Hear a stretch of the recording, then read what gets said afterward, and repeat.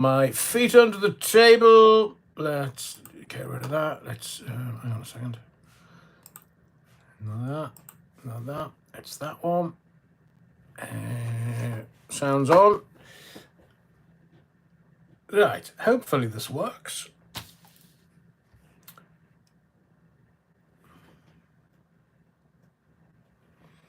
Can somebody,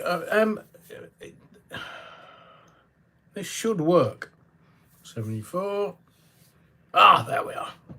Just making sure it's all sorted. Evening, welcome, yeah, wrong'uns. Live number 74. Well, fan my brow. Lots of chat going on in the messages. GB Patriot was first. Evening, Adrian. Won't be long before the Ben-Gurion Black Swan event starts. Yeah, we're going to talk about stuff tonight. Napoleon blown apart. Oh, I say, see, there are 5 people waiting. Always wanted to be a waiter. Good evening, Reverend Allen. Well, that's very good. Napoleon blown apart, that's very good. Good evening, Reverend Allen and Mrs. Allen. I hope you're both doing well. We're looking forward to the sermon for the unwashed. Oh, the joy. I was reading something the other day about some guy that didn't wash for 60 years. They made him have a bath. He died a month later. Not that I'm tempting fate at all, but can you imagine not washing for 60 years? Oof. They'd be able to smell you coming.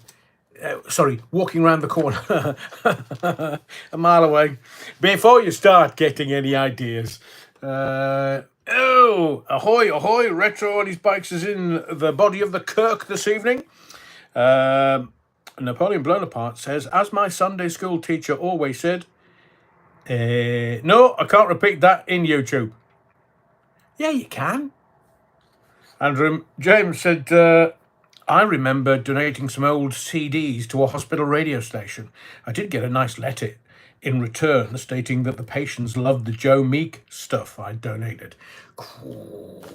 Andrew. I remember my hospital radio station, I gave thousands and thousands and thousands of white label stuff, records, vinyl, and I said to them, just if it makes some money for the hospital radio station.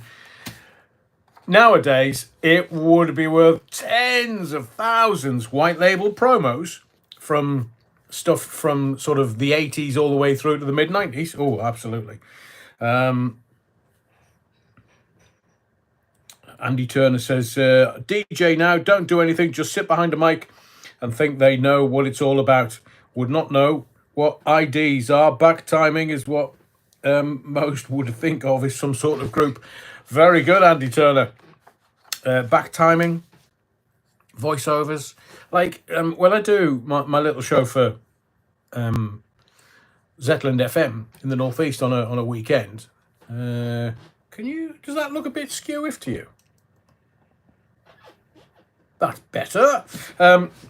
I'll do like a voiceover, like a 50-second voiceover. And they go, you recorded that and edited that. And no, skill, as Andy Turner quite rightly points out. Cliff Wilson's in the body of the Kirk this evening. Evening, Cliff. Evening, all, you wrong'uns. Checking in for Sunday night sermon this week. I've been mostly celebrating ABBA's 50th anniversary. Eurovision. Waterloo. It is a scary thing. I know that the new Mrs. Allen and family went to see ABBA Voyage, raved about it, and I just said, well, I'd rather have pins stuck in my eyes. But I was very much Waterloo. Didn't watch Eurovision back then. Do now. It's a bit mad, but the madder the better for me. But 50 years since they won Eurovision. That's scary. I mean, I still feel 25. No, I'm not. Andy Turner says, gee, I'm ranting. We're on the carpet. I need to lick the hair up. I'm not quite sure what that means, Andy, but whatever gets you through the night, as John Lennon once sang. Andy Sinsky, oh, sorry, Adrian, working this evening. I will watch on catch-up after my shift. Have a great show, gang. Andy, thank you for your kindness, and you're one of the legendary Battenbergers at the beginning, so you'll get your name checked, even though you'll catch up. back in 10, me bait alum is screaming. Is this code? Are we flogging something here? And the Berlin Blurn part again for the congregation. Fun fact, alcohol increases the size of the send button by 89%. So either lay off the cooking sherry or watch what you type, all you wrong'uns. Viv and Darlow is in the body of the Kirk this evening. Viv Kenyon, evening leader Adrian, and all you wrong'uns in the pews. Pew, Barley McGrew.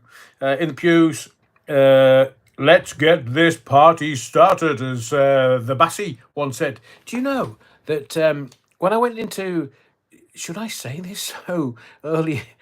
You know that Shirley, now let's think about this, she's alive. I heard some very scurrilous rumours when I went to work in South Wales for Real Radio about what the Bassie used to get up to. Oh, I say, Shirley. Viv Kenyon says, let's get this. Oh, right, okay. Yeah. Fat fingers, Viv. Cliff Wilson, fun fact, Vivian proves Napoleon's thesis. That's actually quite funny. Do like that. Amalia Grassi. Good evening, everyone. I hope you're all well. Welcome to the body of the Kirk, Amalia. Cliff Wilson's only Joshin, as ever. And, right, we'll leave that. Oh, hang on. Stuart. Evening, Adrian. Yeah, wrong. And hope you and the Mrs. A are good today. Oh, do you know, she's just made the most amazing salad that I wolfed. Now, before you start, I love me meat. I'm not just, one of these shandy drinking salad dodger. But it was particularly. Should I have a go? Hang on, how long have we been going? 7 minutes, you say? I want to go. 167 people watching already. Yeah, wrong'uns. Smash the likes, man. Said a spokesperson in the northeast. Aye, how do we hear?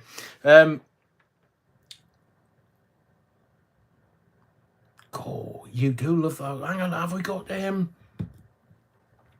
DC? Welcome to the body of the Kirk, and to everyone that is hang on. Everyone that's a newbie, let me just get everyone. Let me just calm down. The adrenaline's gone, boom, and I'm all a jitter. I will take my coffee slowly, you tart, and we have a lot of stuff to talk about. I am going to give you some juicy stuff tonight that you won't get anywhere else. I'm going to do a bit of explaining. We've got lots of subjects to cover, so it might be an hour and a half. It might be 3 hours. I know, you tarts. Yeah, Rollins last week saying, "Oh, go on, Adrian, for another hour." I was I was knackered at the end of this. But Sunday is always very popular, Adrian. Always. And what do I want to tell you first? Well, yes, anyone that's a first timer, whether they be a first timer viewing the live stream or first time commenter in the chat, please let me know so we can just welcome you into the body of the Kirk for the Sunday sermon. I've got my frock on, not me suspenders, just me frock. I'm not a judge. Don't judge anyone, Adrian. Oh, Nicholas, chin chin.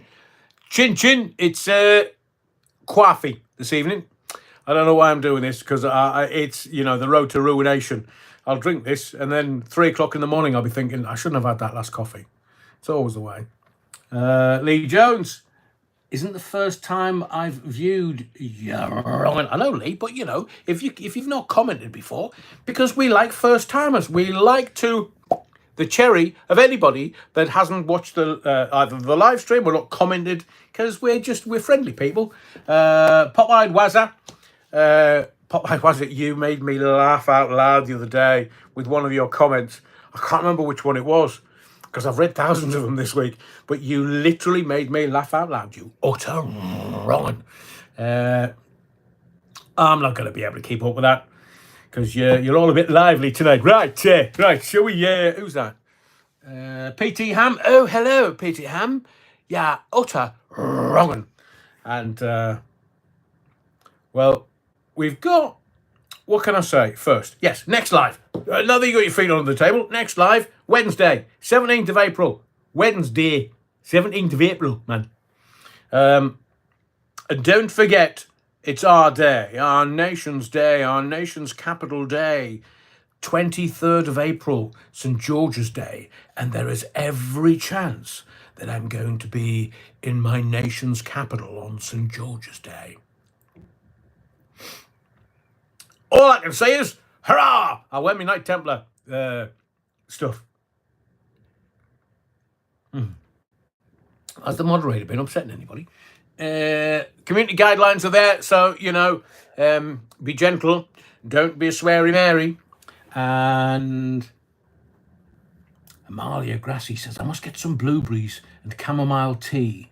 We'll take the phone with. Oh, Amalia, lovely. Very good for you. Both of them, the blueberries and the chamomile. I did try. Oh, no, that's just deathly dull. We'll get into it. So, St. George's Day, our nation's day, and I will be in my nation's capital on the 23rd. Can't wait. And all these ne'er-do-wells who turn around and go, oh, St. George, yes, wasn't he from the Lebanon or something? Crusader. So all these people who don't want us to celebrate our nation's day. I mean, we get Paddy's Day and we drink loads of Guinness. We have St. Andrew's Day and we drink liver salts. Andrew's liver salts, man. And what do we do for the Welsh? Oh, we just get rained on. That's why it's green and pleasant land, because it never stops raining in Wales. I know, I lived there for 18 months-ish, kind of. Evening retro. Watch out, the plasticine rebels don't get stabbed. Oh, yes.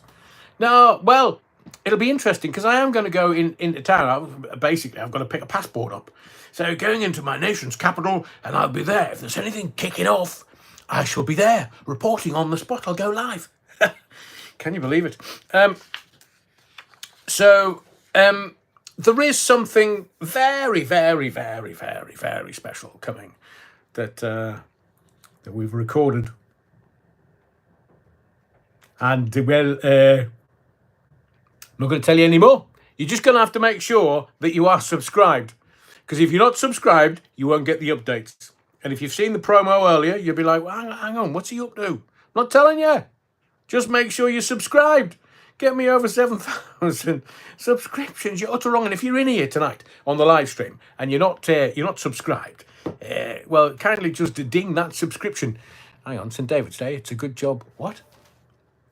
Chris Mundy. Get that? You know why? No, I'm not going to. No.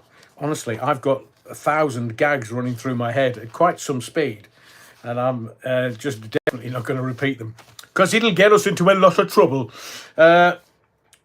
Just for those that were around last weekend for the Sunday Live.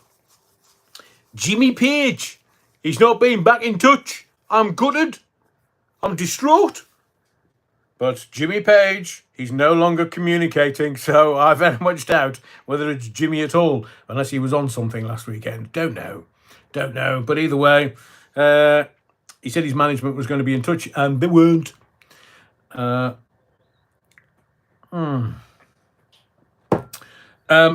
Battenburgers this week. Thank you to Rich. And thank you, I'm not quite sure what it was, Rich, but thank you very much for your kindness. Who was that? Jimmy Page can ramble on. He did for me, Cliff. I mean, I was being nice and friendly. To Andy Sinsky, thank you again, Andy. It's always good to know that you're in and around the body of the Kirk. And you're very generous. Thank you very much. And to the Bovril was very happy that Tower Block Tracy was back in the house. Sorry, back in the Kirk. Body of the Kirk. Let's kind of start with, we've got questions this evening that I want answering. And I want you to keep up with the chat. It's always good to see everybody interacting and supporting each other. Because the ne'er-do-wells, the utter wrong-uns, very quickly weeded out. We have no weed on this program. Oh, hello. Hang on. Pauline. No. AMBS. Is that short for ambulances or first time saying hello, but not a first time viewer? I'm visually impaired, so give me a pass, Adrian. Oh, AMBS, you are most welcome to the body of the Kirk. Just get them to shuffle along in the pews so you can sit down, be comfortable, and interact, which is always good. Good to know that you're there. Paulie Makepeace. Amalia, yes, it's weird, isn't it? Especially as we both loved going out in Brum. Oh, Birmingham. Let me tell you, I ran a radio station in Birmingham called Buzz FM. It was in the jewellery quarter. Love Birmingham. I mean, it's massive. Size queen. And saw one of my... I have a very dear friend who started at Buzz FM. She's called Charlie Jordan. Radio 1, Capital, has one of the best voices on radio, and she's just a fantastic woman. And she said to me one night in Birmingham, "Here, Adrian, you're staying in your hotel, the Strathallan, if it's still called that, on the Hagley Road." And she said, "Do you want to come out for a couple of snifters? Me and the chaps and the gang are going out to this club in Birmingham." I said, "What? Oh, lovely. Is the beer free? Can be if you want. Oh, lovely. Right, I should be there." There'll be, whatever time it was, 9 o'clock, 10 o'clock. We'll be at Buzz FM and we'll take you along. It's only a 5-minute walk. And I said, "So what kind of club is it?" "Oh, it's very good. Very good." I said, "All right then." So get there, and by all accounts, it was like sort of Birmingham's jazz festival or something. And what Charlie hadn't told me was that Lonnie Liston Smith was playing. Now, you have to be a bit specialist for Lonnie Liston Smith Expansions. Oh, what a tune that is. I mean, proper. So I was just standing there having a little snifter, and Charlie was having a mooch, and I said, "Is this the Lonnie Liston Smith?" And she said, "Well, yeah, of course it is. It's the Jazz Festival. It's Birmingham Jazz Festival. Why wouldn't it be Lonnie Liston Smith?" And all of a sudden, he started playing Expansions. I was like a fanboy, a proper girly, just squealing like, "Oh, it's Lonnie Liston Smith, and I'm listening to him live. I tell thee, live." So I have many happy memories of Birmingham. God, a big old city, though. Big old city. Do you mind if we talk about the elephant in the room? Because it's very interesting. We've kind of worked out the trolls. We've worked them out. Look, it doesn't take Einstein, but working the trolls out. Because one of them commented on one of the Belfield videos and said, "Is this all you've got? One subject?" And I was like, have they not looked at the lives? Have they not looked at anything on this channel? There's hundreds of videos that have nothing to do with Belfield. And they, Tarblock Tracy, how very dare you? What do you mean he's had too much coffee? Thank you very much. Better than alcohol. Oh, there's a thought. So let's talk about the elephant in the room. There's another Belfield video tomorrow. So I've been doing a lot of research for tonight's live. It takes me about 2 days. I know. But like my phone-ins, it's any subject at any time. So I do a lot. I do 2 days research for everything, like watching everything. Watching World War III kick off last night. Of course it was bloody World War III. We will talk about Israel, the Israelis, and Benjamin Netanyahu. Here's a question for you. Not one of the questions we're going to use, just a question for you. Where is Benjamin Netanyahu's son? I'm going to tell you. So, I've recorded another Belfield video. Just have to edit it now. I was doing my research, but recorded it. And its length has never been a problem for me, but it's long. Hang on. Adrian, this is from Nicholas. "You played Lonnie Liston Smith Expansions on the jukebox in the Trent House. Blew my mind." Nicholas, you tart. Trent House in Nottingham. Is that who I think it is? No, surely not. What, oh?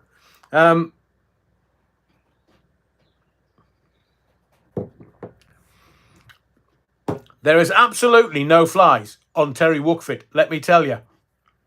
It barely comes out of me gob, and he knows what I'm talking about. He is, but we'll talk about it later. So, some of the comments are laughable that when we get on the channel. And in the beginning, some people were like, "Oh no, Adrian, don't interact with, no, they're trolls." I'm like, are they like the little dogs with really scary hair? Little trolls. And they're sport. That's all they are. They're sport. So, you see, there's very few people, a lot of people on YouTube are like, "Oh, the trolls." I've had worse on the radio. That's why I just laugh. I mean, I get wound up a bit, but, you know, doesn't everybody? And we've also worked out who are the bots and who are not. And the bots are like, is that all you've got? Well, the missus is happy with it. Oh, wrong thing. So is that all you've got? One subject? And I looked at it and thought, is this an idiot? Is this... It's not a wrong un. A wrong un is proper. And I looked at some of the others, and they're like, listen, they can't spell, they can't speak, they can't write, they can't do anything other than grunt. So I'll just laugh at them. But so I've worked out who the bots are. The trolls and the bots. And I've worked out who's running the bot farm. I'm not going to say the name, but I'm going to leave it here so that they know that I know. And now I know that they know. Cursal Flyers. Little does she know that I know that she knows that he knows she's two-timing him. Cannot remember the Cursal Flyers. Little does she know. Oh, what a great song that was. I think Tablock Tracy may be correct. This coffee's really strong. So I'm just letting you know there's going to be another Belfield in the morning when I can finish editing it off. And the other thing that I was laughing at was I've hardly done... I don't think I've done a Belfield video since August last year. I might have done one before in July, but I didn't really do any... I've not, because we've moved on. And we've got twice as many subscribers to the channel because I'm not doing Belfield. It's when I am doing Belfield that it just...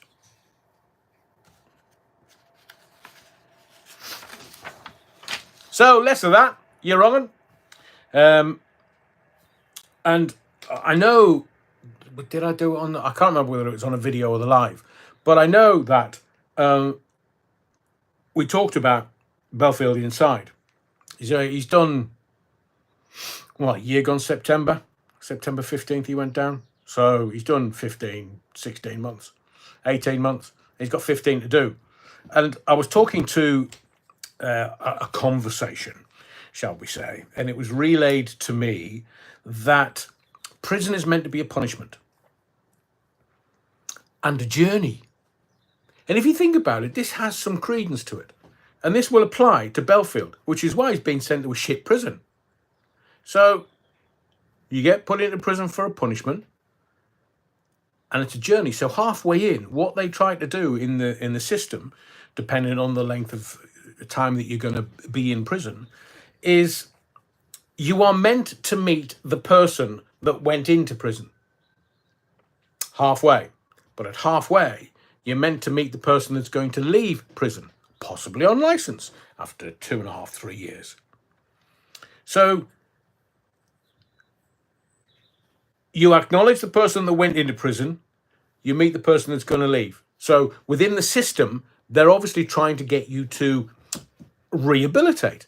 They're trying to get you to do the work on yourself.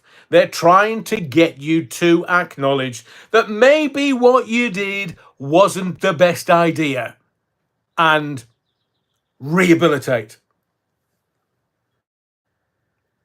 I will lay to a pound to a penny bet that he's just sitting there going, I'm the victim. I'm the victim. Oh, was it fit up? Yeah, the government. Fit up. Yeah, government. Yeah. If you're not prepared to do the work while you're inside, if you're not capable, because, you know, some people, That's their life. It's from their background, maybe the wrong side of the tracks. Some people can't read and write inside, which is why those that can help others to write letters to the outside so that they have some kind of communication with their friends or their family. And that's a really good thing. I love that, because I've had, in my time on the radio in the last 40 years, I must have had hundreds and hundreds and hundreds of letters from the big house, from the lads going, "Oh, Adrian, honestly, laughed at your phone in caller, loved the show. It just keeps us going, many hours in the cell and stuff." And I loved the fact that they were able to communicate with the outside world in a measured way. But if you're prepared to do the work and maybe help out your fellow lags and help them read and write, I think that's a magnificent thing. It's a wonderful thing. So the system is always watching you, every second of every minute of every hour of every day. You're being scrutinized. Now, if you keep telling them, "I'm innocent," we know Julian Assange is, but if you're like, "I'm the victim," what can the system do for you? How can the system rehabilitate you? How can the system support you in actually defining who you are and acknowledging that maybe you have a bit of talent for when you leave prison? If you can't acknowledge the system and its help, then you're just going to be a prisoner, and prison is going to be a punishment. And what they've done is they've stuck them on the ghost train. That's why I mentioned DC earlier. DC knows what that is. It was DC that alerted me on one of the comments.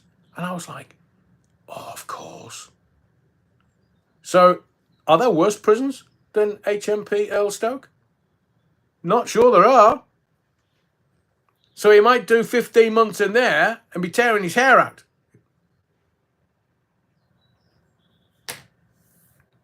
And all of the things over the last 18 months or so that I've told you about, either my relationship with young Alex, or the stuff that we did, or the radio background and the radio stuff, I've told you to sort of corroborate that what I'm telling you is truth. I don't do this to kind of, BS everybody. I just come here because for two reasons. One, there needs to be a lot of truth put out there. Can you imagine if I'd not given you the corroborative evidence that I had about, I don't know, when he helped me move my house from Nottinghamshire back up to the northeast, or stuff that we did together, or his Vegas trips. If I hadn't been able to give you the corroborative, then the narrative that would be promulgated by others wouldn't be the truth. And those others, and we don't have to name them, but those others, they know that I'm just sitting here and I know what's what. I know what's what. And somebody in the comments the other day said, "Oh, what happens when he comes out of jail? When he comes out on license?" Absolutely nothing. Do you know why? Because he'll go back inside for 3 years, and he absolutely, categorically does not want that. Categorically. So, from the very first video where I said, just get your head down, arse up, unfortunate, it's prison, and just grind it. Just grind it out. That's what, if it's if it's one of those things, because of the work that you do or the stuff that you do, it's a hazard. It's a professional hazard. We get that. But for those that have not been in those circles and acknowledge those, they have no idea of how to be in prison. They don't. I mean, I've told you many times, I grew up in Sunderland, and certain parts of Sunderland, you don't go when it's dark. Certainly when I was a kid. I mean, I've had friends where, drug deals go wrong and somebody tries to hack your arms off with a machete. That doesn't happen at Buckingham Palace, does it? So, when I understand and I get it. But when you're not from that side of the tracks, look, I was one of the lucky ones. I got out. I've got dear and good friends that still live and work in Sunderland, but they're pretty savvy. I mean, there were... Anyway, if you're not from that side of the tracks, you have no idea of how to be and how to survive that side of the tracks. So when they stick you inside for 5.5 years...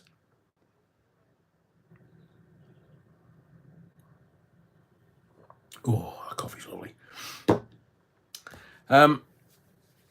Just watch the ghost train. I don't think he's going to be moved. He's been moved out of HMP stocking. This is Alex Belfield. HMP stocking after about 13 months or so. He was put into HMP 5 Wells, which was a much better prison. So he must have been playing the game. And he's been in there 6 months and it's like, off you go.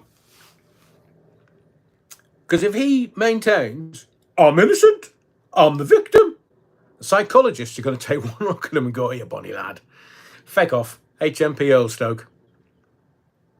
So, another video coming. More information, as always. He's been moved as a punishment. Time will tell whether he's on the ghost train or not. Interestingly, if there are... Because I have spoken to, off the record, I've spoken to prison officers, ex-prison officers. There's a well-known YouTuber. I've been in contact with him. Looks like after saying yes to coming on the channel, he now doesn't want to know for some inexplicable reason. No idea. So I've been talking to other ex-prison officers. And all I want to do with this channel is just gain insight and understanding about different subjects and different situations. So if you're an ex-prison officer, I understand that some prison officers might see it as grassing. That's not my purpose. My purpose is just to get some understanding and context of what it's like in prison.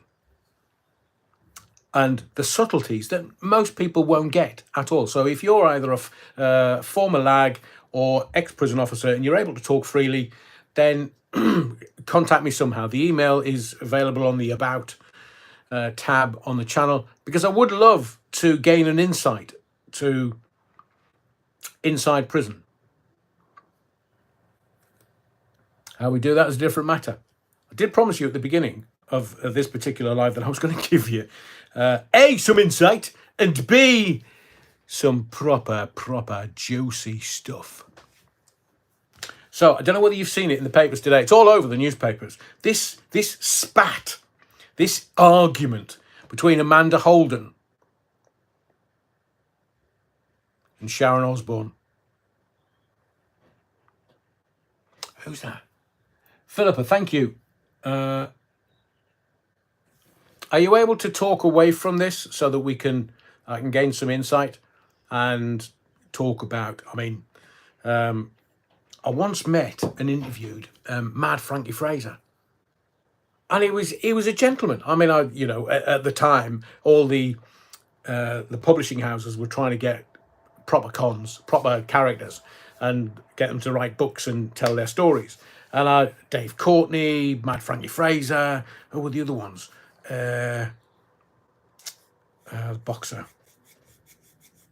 But I interviewed loads of them. And they were all gentlemen. But I'm sure if you crossed the line and they were a bit upset with you, they would proper kick off.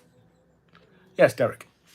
And Brixton's a tough place, from what I hear. I mean, I've never been in. I have no intention of. Fingers crossed. By the time I shuffle off this mortal coil, I'll be like, whew. So, Philippa, if you're able to give me some kind of insight, if we can have a conversation away from this, I really would appreciate it. Amanda Holden and Sharon Osbourne. As I say to you, timing is everything.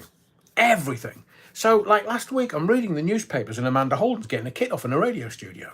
Now, I am testimony, because there are some things that happen in radio studios that you never see, thankfully, and stuff. And so Amanda Holden was like, somebody says, oh, she was in the corner of the studio without a kit on. Why would she do that? At heart? Cuddly heart? Why would she do that? And then the argument with Sharon Osbourne started. Why would you do that? So Sharon's proper got into Amanda's ribs. I had a mansion before you were born. I'm this, I'm that, I'm the other. And I'm like, hang on a second.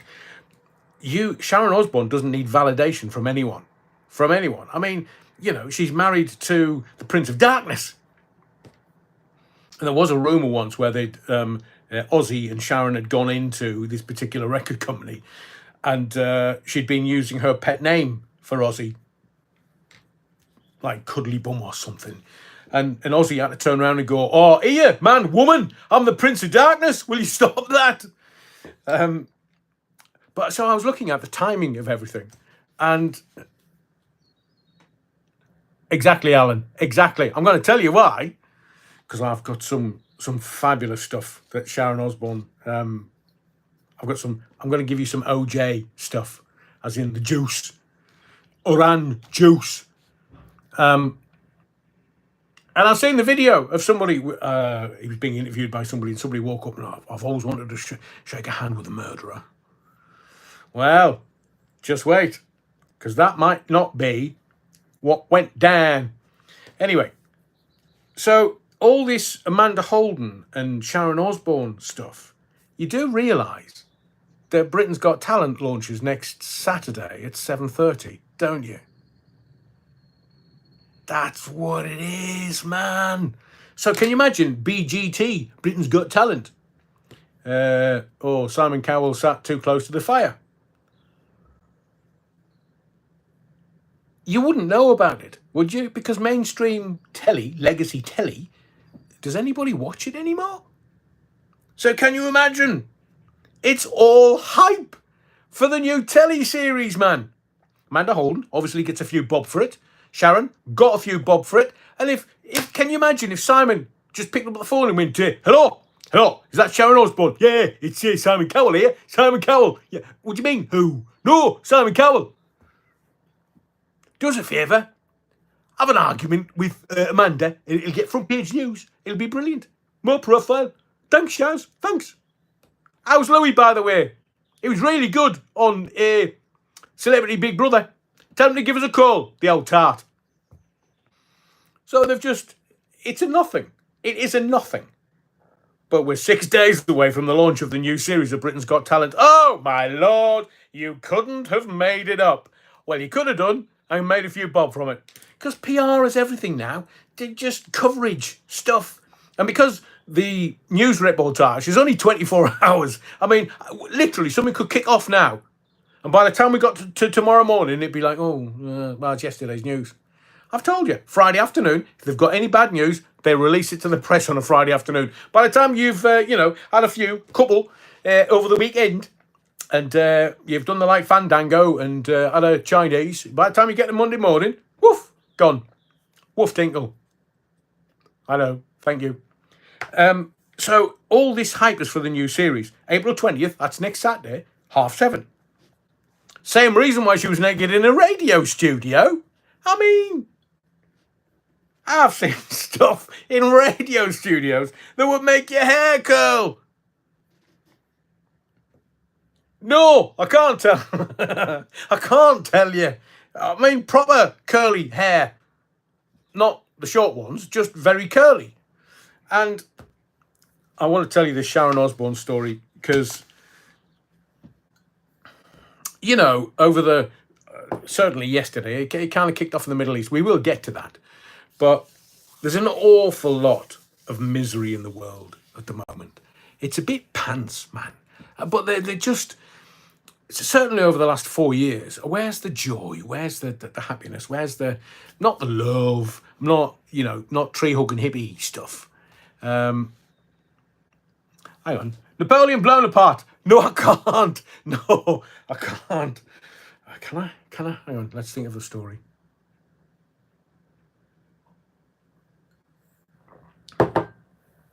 Who got caught?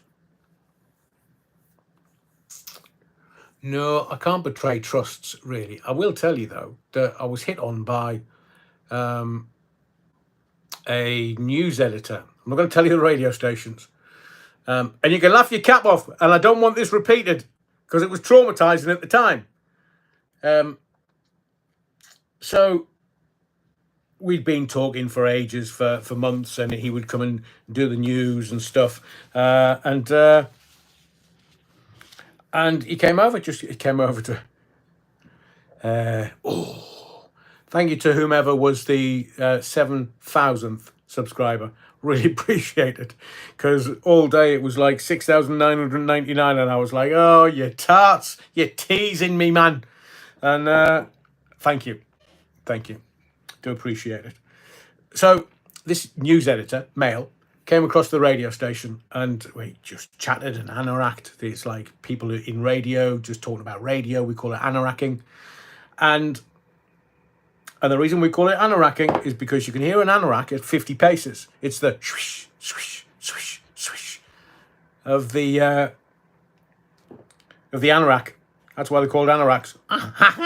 They know about your transmitter and everything. I mean, you know less than them. They know more than you.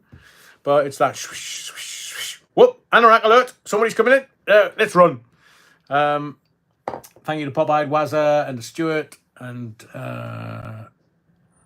Philippa Forrester. Philippa Fraser. Where can I find you? It should be under the About tab. I only allow people to use the email address for the channel business. So it's connected to the channel, Philippa. It is in the About. If you go there, it should have the email somewhere in there.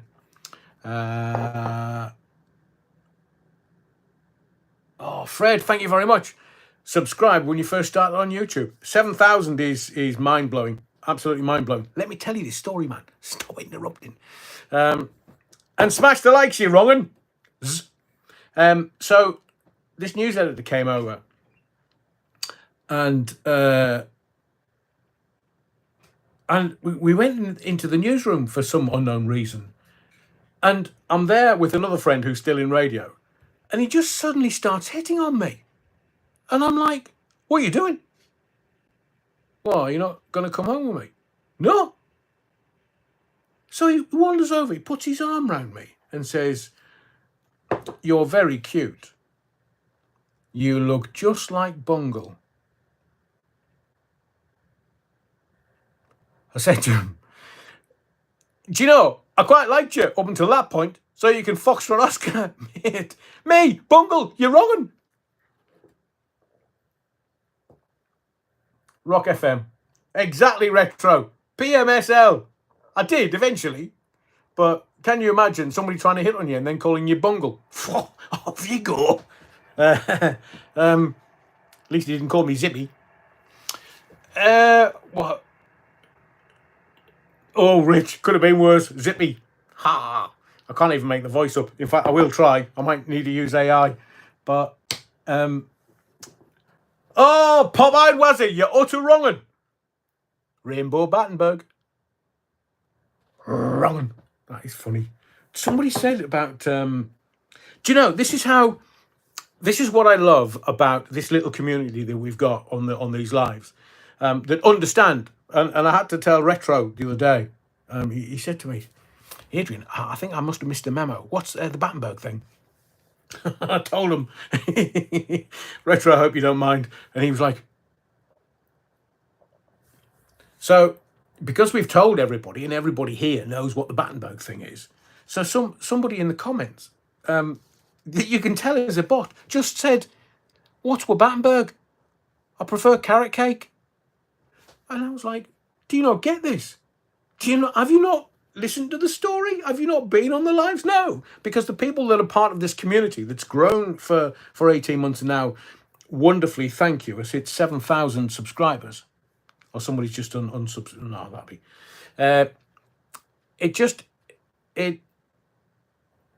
The Japanese have a phrase for it. And it kind of is translated. There's nothing in English that's comparable to this. But the Japanese say daijubyo. And it's translated, it means it pleases my heart. We haven't got anything like that in English. Daijubyo. It pleases my heart. So hitting 7,000 tonight, daijubyo. And having a community that understands what Battenberg's all about. Wait till you see the mugs. Dai Jubio. Maybe we should get a t-shirt printed. Oh, can you imagine? People would be like, yeah, I like Battenberg. What you got a t-shirt with that on for? You can even buy Battenberg cufflinks. You know, if I went out with Battenberg cufflinks on, the new Mrs. Allen would be like, get them off. Get them off. Why? They're just cufflinks. No, they're not. I'm not having you wearing them with me.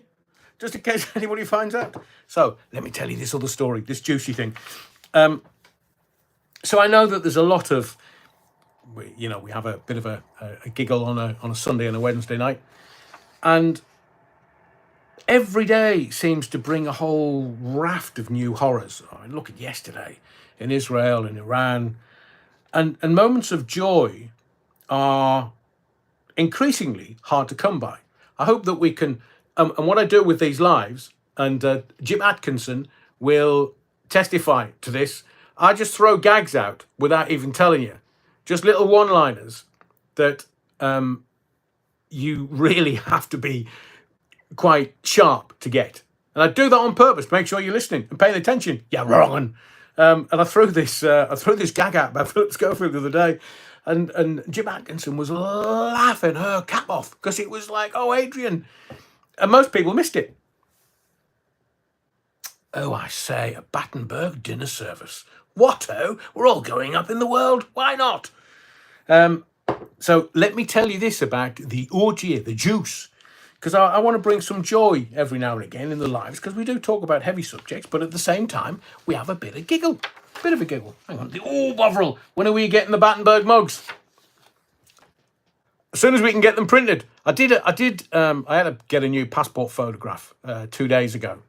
And I said to the woman in Tesco's, I said, Pop-eyed Wazza, I love Belgian buns. Open? So I said to this woman oh, do you do mugs? And she said, well, yeah, well, we'll put anything on for you. Anything? Yeah. How much? 14 quid. What? I'd have to charge like £3,000 to get any profit out of this. And she was looking at me as if I'd gone out. What do you mean? I said, no, don't worry about it. No, a bit too expensive for me. Price point's a bit beyond me. So I want to tell you about this, man, because it's kind of, we've gone from Amanda Holden getting naked in a radio studio. I mean, what the hell's all that about? And that this spat that's going on that'll last a couple of days. Because they'll always be like, oh, yeah, Amanda Holden from Britain's Got Talent. And Sharon Osbourne used to be Britain's Got Talent. And Simon Cowell will be laughing his cap off, who does Britain's Got Talent. And it's all just publicity for the new series on Saturday. We can see through that a mile away. Chris Bondi, Adrian, I'll send you a link to a place that you can get cheaper mugs made. How much, Chris? I think we've got about £5. Because we're doing research. We've got the designs. I mean, would you want... Right. First question, I'll ask you now. Would you want a wrong'un mug? Yes for one, 2 for no. Yes for one, 2 for no. Would you want a lovely wrong'un mug with a nice Battenberg reference on it? 1 for yes, 2 for no. In the field, you said 2. Yeah, wrong'un. You're not getting a mug. Tablock Tracy, 69. Do you know that's a speed limit? Well, the speed limit is 68. Once you get to 69, you've got to turn around.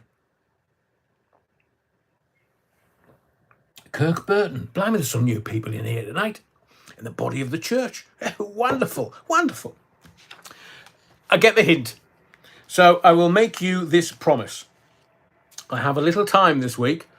And I'm going to look into it. If Chris has a good price point and can steer me in the right direction, then yeah, we've got the designs done.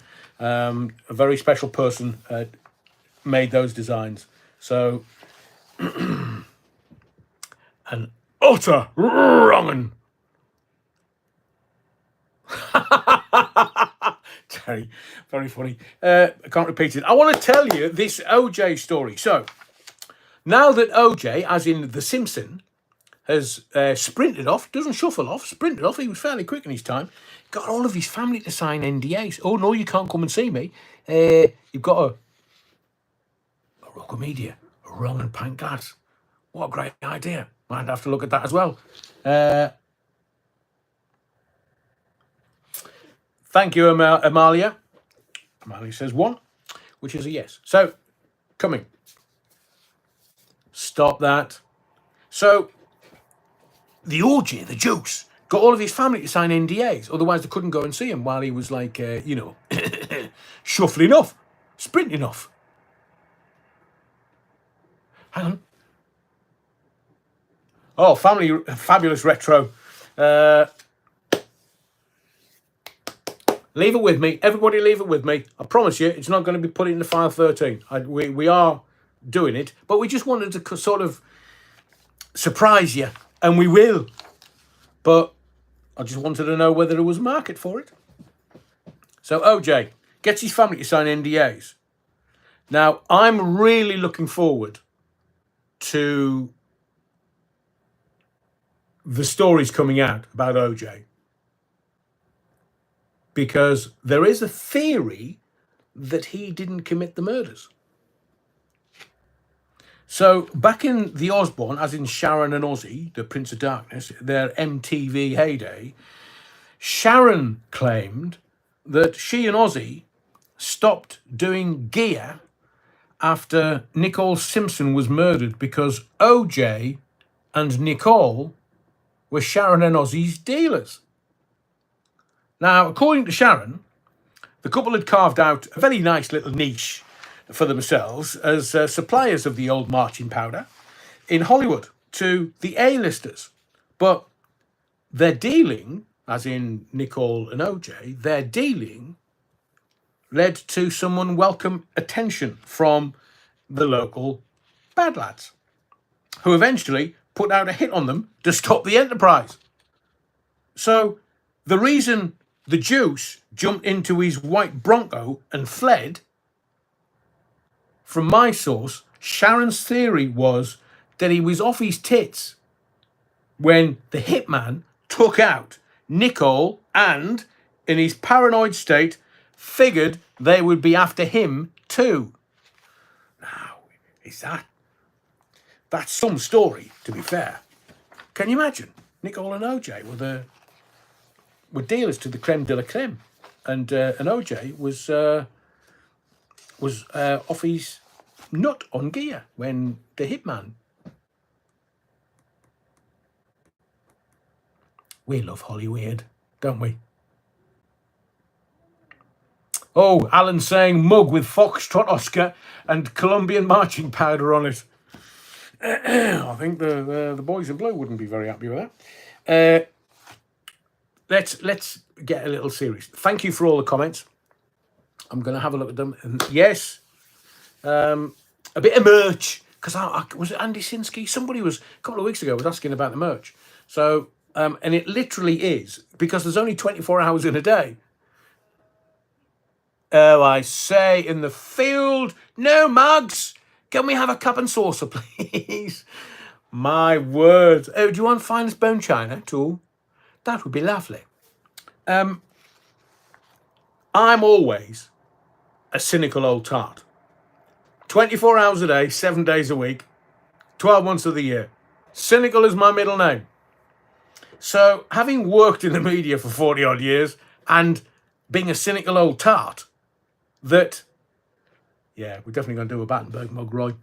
It really frustrates me when the press kind of do this thing where they get a focus and then they get an agenda from that focus. And it could be an awful news story.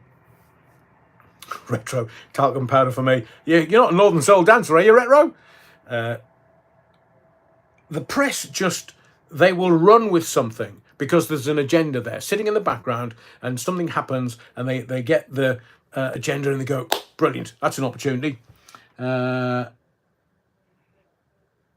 Moderator says to the theatre of the mind, that's why you have a moderator, aka unpaid lackey. Oh, the world's a critic. So This awful, awful, awful situation in Australia and the Bondi knife attack, awful, simply horrible and horrendous. And thankfully, the heroics of the locals and the female cop, they say that she was an inspector. What's unlikely? Inspector, police inspector being out from behind her desk.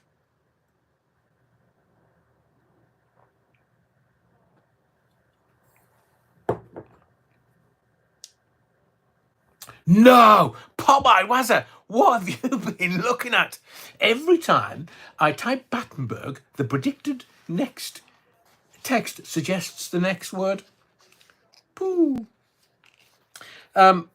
This Bondi knife attack, and I, for all of its seriousness and for all of its horror, there were some very courageous and brave people.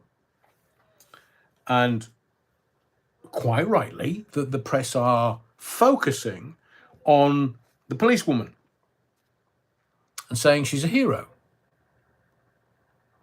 Quite rightly.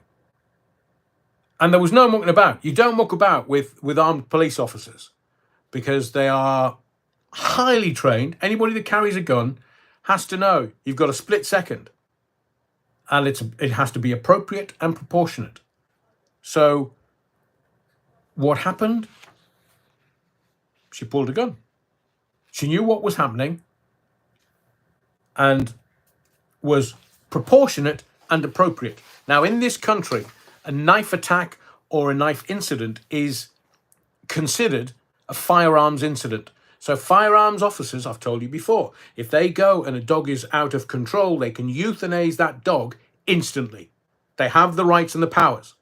If someone has a knife in their hand and charges an armed police officer in this country, as well as Australia, obviously, they can take care of that threat. They can nullify that threat immediately. So if you look at the attack on London Bridge, where there was some guys who weren't from, I think were they Polish or Romanian, hard boys, and one of them had like a fish hook thing, and they just got stuck into him because he had, well, the police officers didn't know what he had, and within their remit, they are allowed to deal with proportionately and appropriately. Sometimes they make mistakes, obviously, but sometimes they don't. And the propaganda peddlers are at it again. Hero, hero, hero for the female police officer. Quite rightly. But there was not just her that was dealing with this knifeman in the mall, in the Bondi Mall. And I will say, so that people know that I'm not being flippant about this and I'm being very serious, it was horrible and horrendous that people died. Quite quickly, the Australian government came out and said it's not terrorist related. People died. And some of the pictures today of the young mum, the child that was knifed, I mean, it's just horrendous.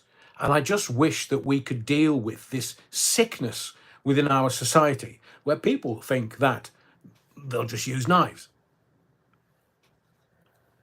But credit where credit is due. There was a guy with, these metal poles where they'll put a rope to an entrance of a club or a shop, like an Apple shop during lockdown, and it's all clipped, but at the bottom it has a weighted base and it's metal. There was a guy on the escalator with this guy with the knife, the machete, in front of him, 6 feet away, trying to keep him off. But all the heroic epithets has gone to the police officer. No mention of this guy. I've seen the video, I've seen the pictures, and I think it's a shame that the press have not been magnanimous and fair and just lauded the heroes who evidently saved other lives. It's awful that people have died. Awful. But the press, they're scum. Scum-sucking pond life. Awful.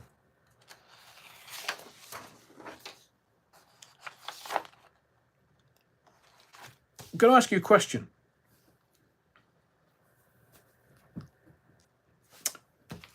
We'll ask another question. Something that confused me greatly.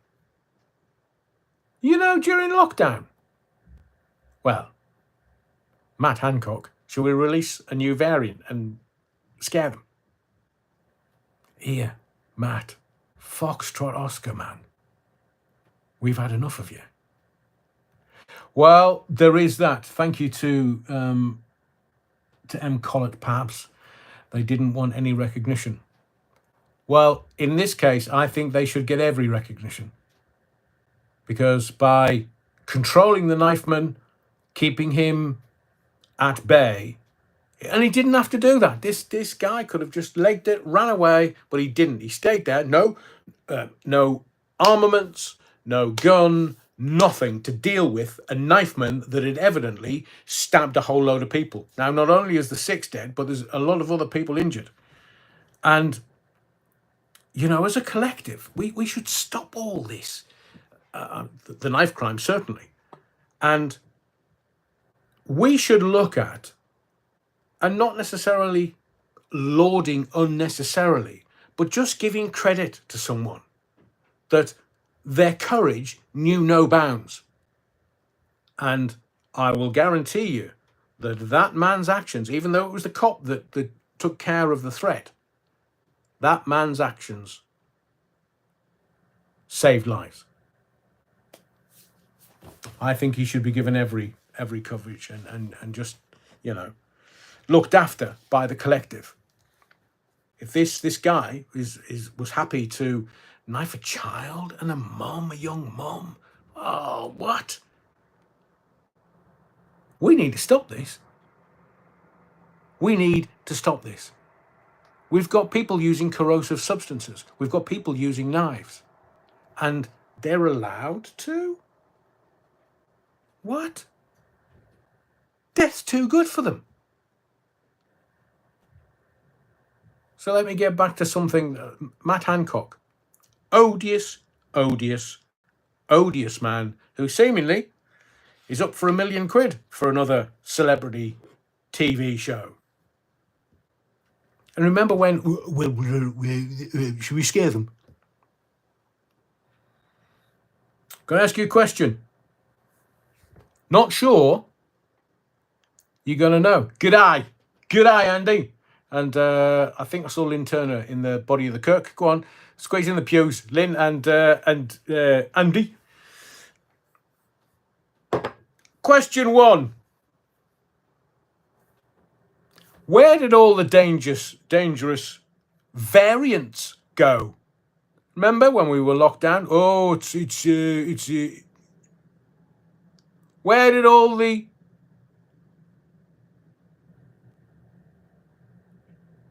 dangerous variants go?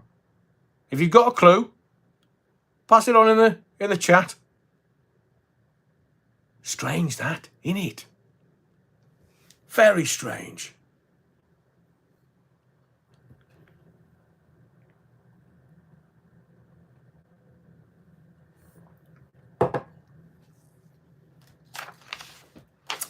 Right. Well, I'll put that there. I want to... every live on a Sunday, we look at this soap opera. Whether it's King Fat Fingers, whether it's... Is it fake or real, Catherine? And now it's the turn of the Montecito morons. Now, I don't say that lightly, because they're mad. They are mad. And I'm going to tell you for why. In my view, it's a personal view. I've told you before, I work for the Royals. There'll be one day where I give you more detail, but for the moment I can't. As Amalia says, variants are meant to get weaker as they go forward. I agree with you. But they were supposed to be more dangerous. We're all going to die. Terry says, as a virus mutates, it generally gets weaker, but more transmissible. As for previous mutations, they are still around but dying out as more people become naturally immune to them. I mean, yeah, I agree completely. But remember, the politicians were telling us, and devil incarnate, Bill Gates, and everybody that wanted us to have the jibber jabber. Oh, you're going to die. Oh, all these dangerous variants. It turns out they were lying. There weren't any. Anyway, it's just a question. Let's talk about Henry and Meghan.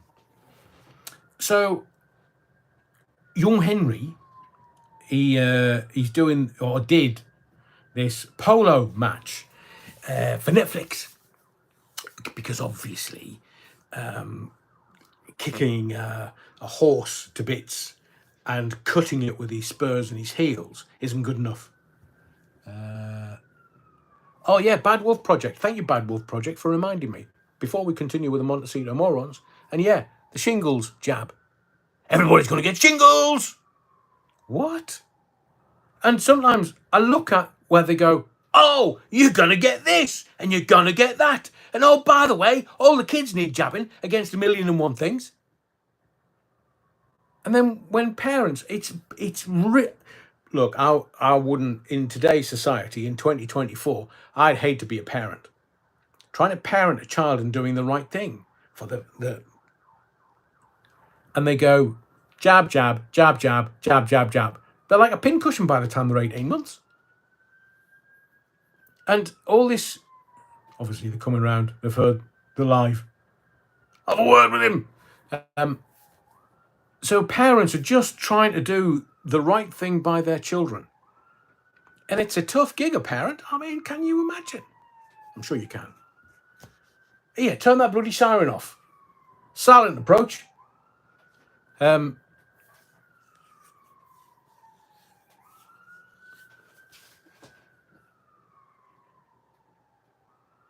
sure it's some cop thinking, I better get my Ninas on. I'm taking some fish and chips back for everybody for the bait.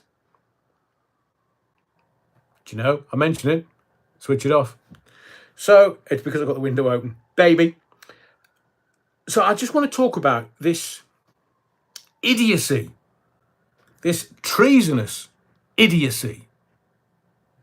Where young Harold and his missus, they want to be king and queen. But they can't, because he's only a spare. So it rankles with him. So I've read the papers today, and you know they have a polo match, and they've got to have a cup for a polo match. So, you know, Meghan has to present the cup to her husband. A bit like Diana and Charles, is that then? Yes, Fred said, spare two, maybe. Got loads of those in me garage. So they do the Centre Barley Polo Cup. They filmed it for the new Netflix. I mean, are you going to watch any of this guff that these two are putting together? Hey, we're producers now. Couldn't produce bands, could you? So they're in Florida. It's for Netflix. And then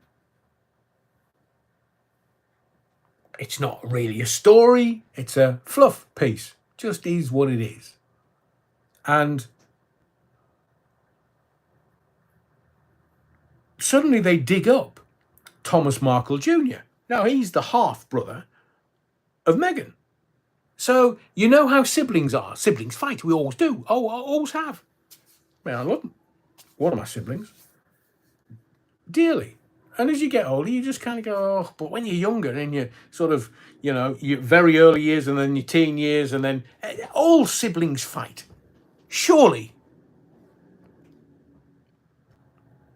And Thomas Markle is now questioning the fake pregnancies. Talking about the moon bump. And all of a sudden, Jenny Bond appears out of nowhere. And the newspapers start attacking Thomas Markle Jr. So Thomas Markle Sr.'s had a couple of strokes. No gags intended. Had a couple of strokes. She's not even been to see him, her dad. Class. So the Sunday Mirror suggested that there's been a long running feud between Meghan and her half brother and half sister and her father. Can you see the theme running? Well, Lauren Taylor says, I still believe it all stems from H being in love with Princess Catherine. I keep quoting this Windsor's the End game with Harry Enfield as King Charles and William and Harry and Meghan and Catherine and the two York girls. And it was in this Windsor's the End game, this live theatre thing, it suggests that Harry and Catherine had a one-night stand, a drunken one-night stand. Now, I know the posh are they're unusual, is all I'm going to say. So maybe that did happen, maybe it didn't. But nobody sued Windsor's the End game. And maybe H was carrying a torch. But Centre Barley Polo Cup. And the newspapers are saying it's just Meghan and Harry copying Diana and Charles. Now, there's this weird thing going on where she reckons she's Diana reincarnate.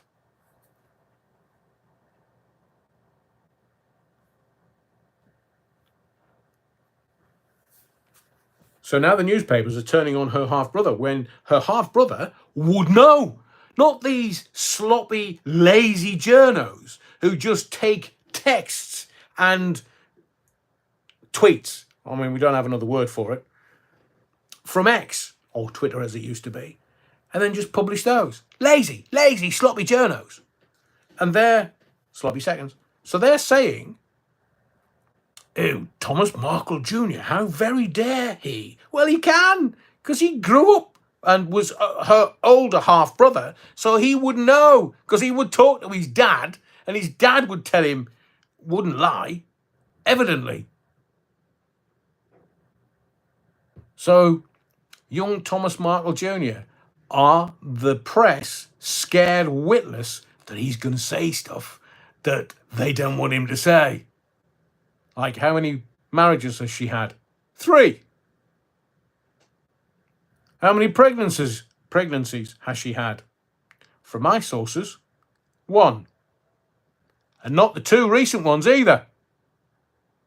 She can't. So let's ask the question.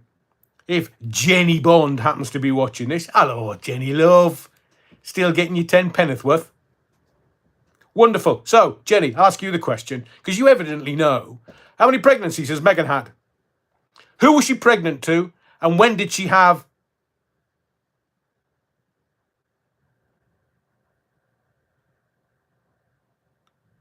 No, I'll leave that for another live.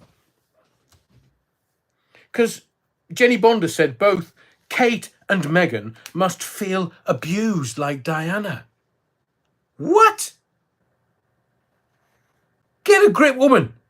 Now, if you ever see a reporter's name, Richard Kay, in the Daily Mail, he's still working for them. In the 90s, he was having private meetings with Diana in cars when other journos and photographers caught them out. Now, I'm not suggesting there was anything nefarious going on, but she was feeding him details. So come on, Richard, cough. And Jenny, not sure what you're up to, mate. Not sure who's paying your wages. But I know this, you can't say that both Kate and Meghan must feel abused like Diana. Diana was playing the game. She was banging like a barn door in a storm, and she was feeding the press. So don't give me that gullible claptrap. Jenny, mate. And if you're a journo, you should know all this. He's still a royal correspondent. Just a royal commentator now, Jenny. Jenny Bond's an utter disgrace. Utter disgrace. Because some of us who worked in the fired organisation when Diana was in the fired organisation along with her almost fiancé, Dodie. So I know what the deal is.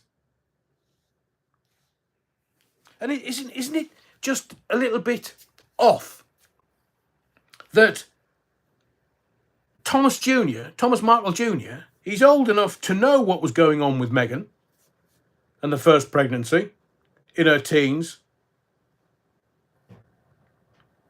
and how many times she was married. Jenny Bond, because she's not putting it into print, no clue. Maybe you should start a podcast, Jenny. Now, H&M, it looks like H&M can say anything because they're mates with the upper echelon.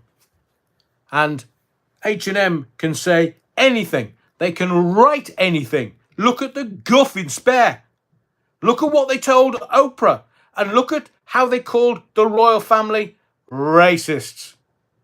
And it comes out that they defined individuals within the royal family and labelled them racists. And they say that Thomas Markle Jr. doing a bit of parody, putting a black wig on, is unacceptable.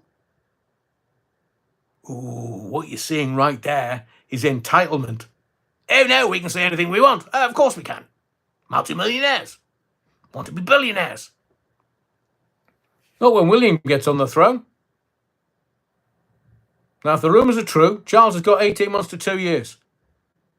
There'll be a transition to William. And you just know that they've lost their titles when William sits down on the throne and goes, right, what's the first job? Parliament. Tell those two, we're taking the titles off them. And you ask any cops, what's the worst job a cop can go to? Domestic.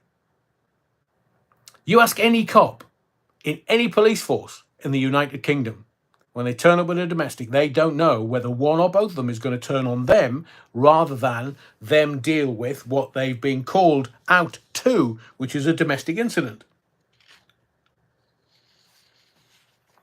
Now, like in Scotland, you know, we've now got this hate law. I mean, you can't even define it. Break any laws, except in Scotland, of course. It's dealt with proportionately and appropriately. But when you've got clowns in the media coming out and having a go at somebody who knows where the bodies are buried, but this clown is just going, well, you know, Kate and Meghan must feel abused like Diana. Oh, here, get a grip, mate. It's a quaint old northern saying, I'm too old a cat to be fucked by a kitten. Leave it alone. Nobody's interested. This, because it's half brother and half sister, could be viewed as a domestic incident. But let's be under no illusion. The Montecito morons want to use their social media connections to their own ends. And do you know, there's only one subject that I would like to talk about. And either over the next couple of days or on Wednesday, I will define for you this one word. Treason. We know what Harry's up to. We know what Meghan's up to. We know what Meghan has done in her past.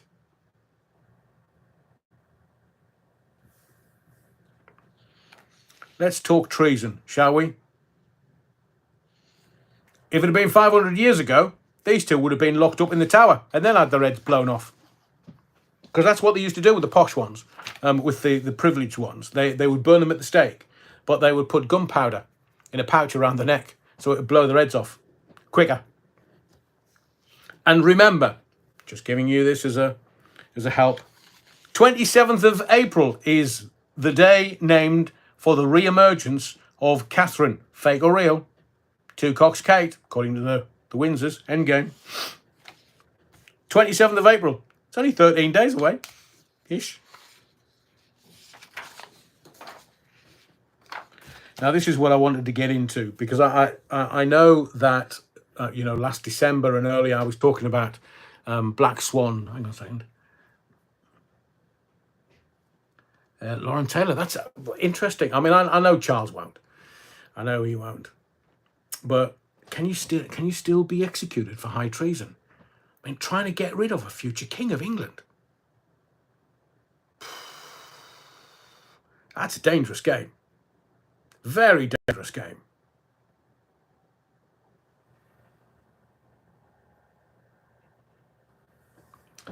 So I want to talk about what we experienced and saw last night, because it was worrying. And I told you about the Black Swan. None of this that's going on is a Black Swan event. None of it. None of it.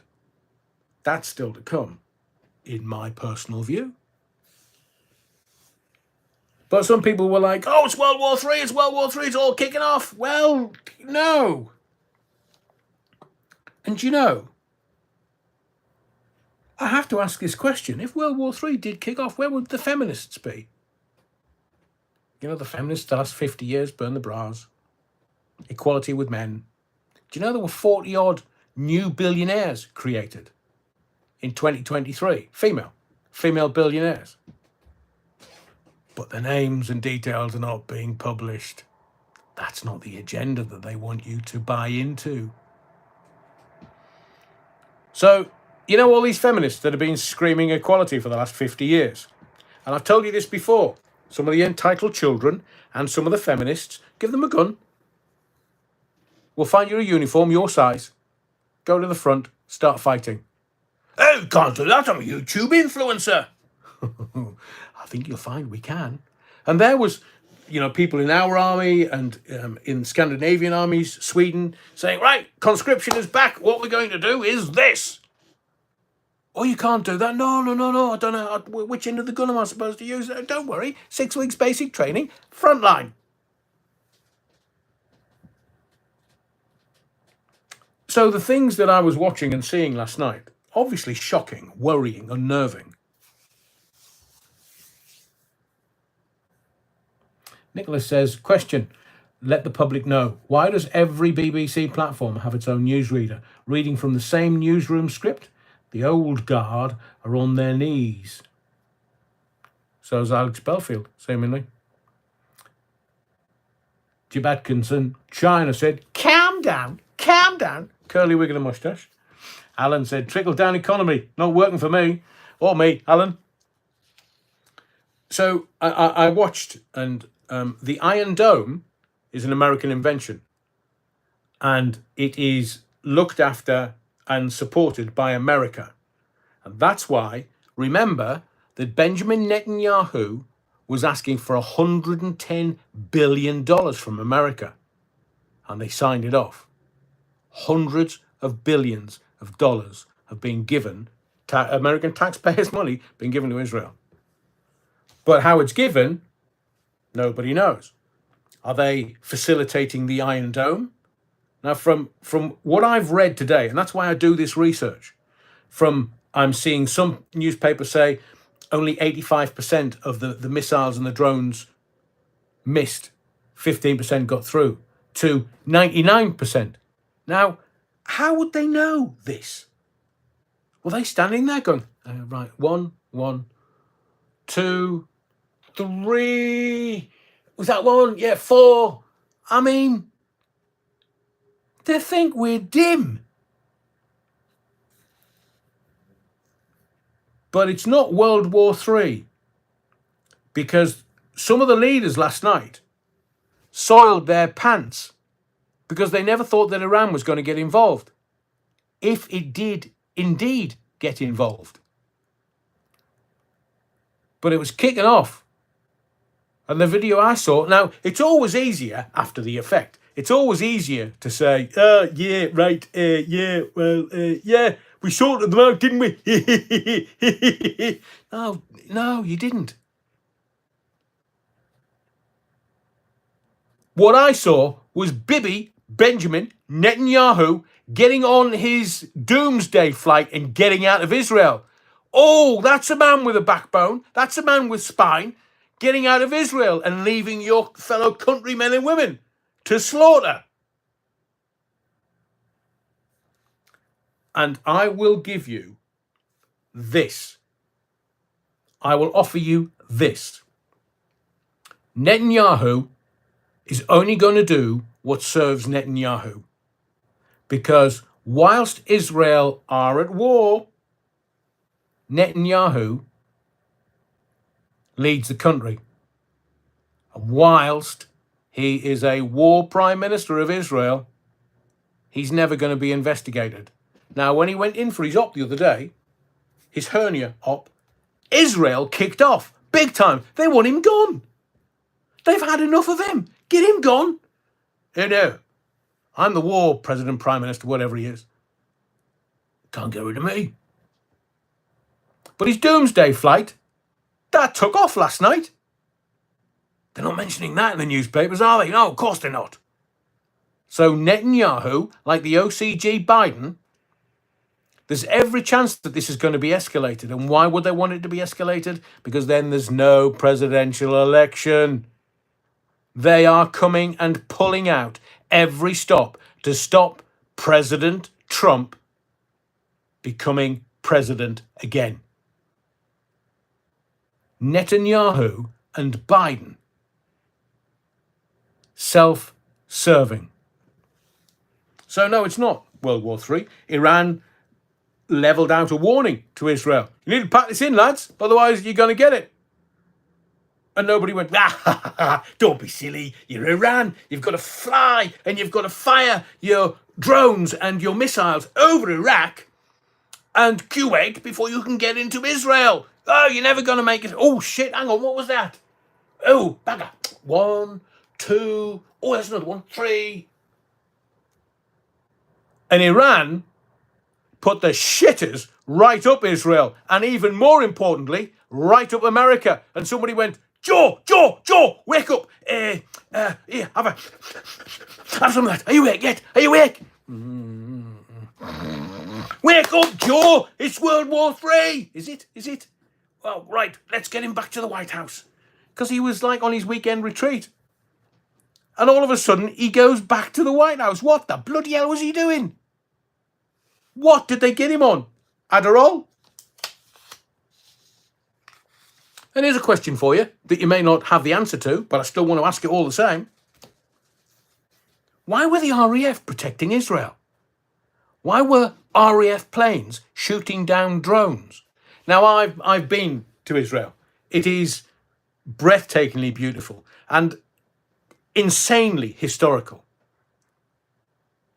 The Old City, Jerusalem, the Old City, and all of the biblical references within Israel are just breathtaking. And we know, because I've made videos about it, 6 months, 7 months ago, I told you that this is all about the Ben Gurion Canal. Look, the Suez Canal is built on sand. Not very stable, but the Ben Gurion Canal, which will make Israel billions and billions and possibly trillions of dollars if they're going to cut it through rock. Be more stable than the Suez Canal.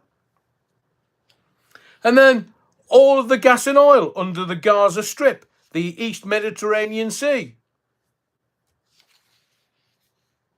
Israel has its own air force. Why would the RAF be protecting Israel? Why? Because obviously, similarly to Suez, the French, the British and the Americans want some of that. They want some of the Benjamins that comes out of getting the oil and the gas out of the Gaza Strip.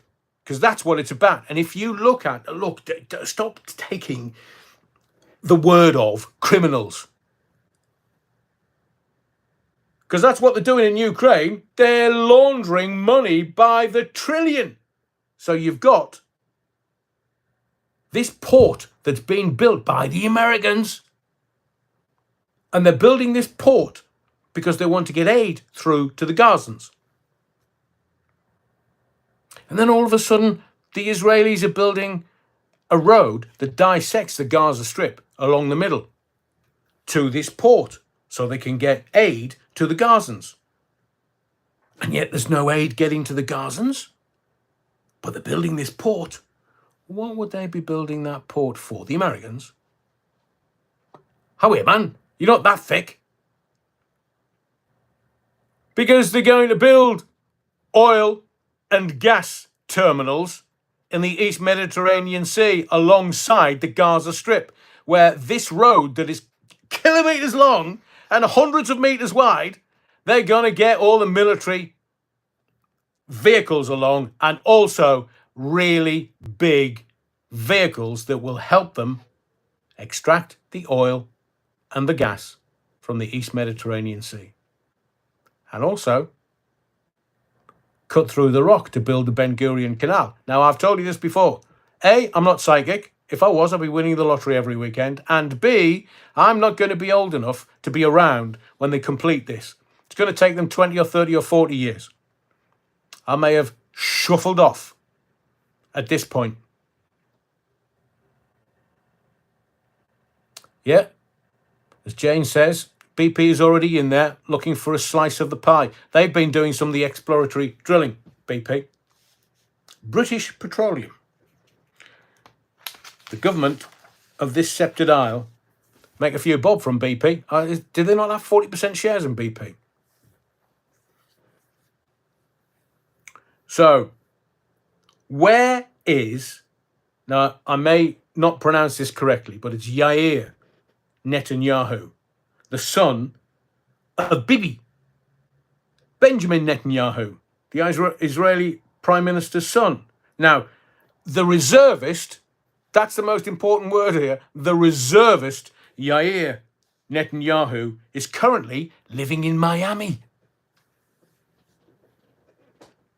He's living in Miami due to being exempt from the Israeli draft. Ooh. Is that corrupt in your eyes?